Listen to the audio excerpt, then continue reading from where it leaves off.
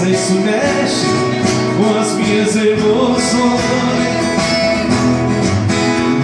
Avião quebrou velocidade, essa cidade me envolve.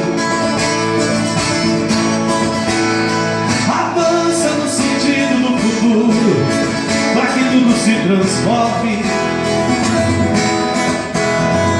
Imagens e palavras chegam via internet. Eu sou mais um viajante e um sonhador, diante de um maravilhoso mundo novo, a tela de um computador.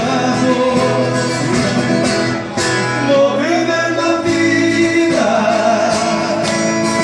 momento a momento,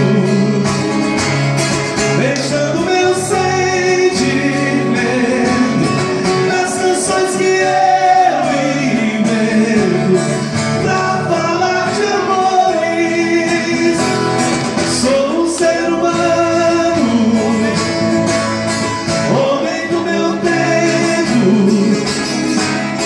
O futuro é onde eu moro, mas no fundo eu adoro conversar com as flores.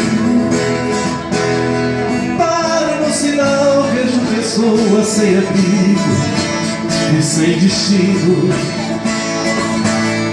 Onde estão os filhos desses velhos e os pais desses meninos?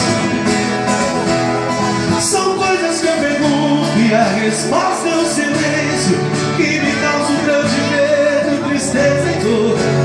Será que alguém vai perguntar em poucos anos o que era o amor?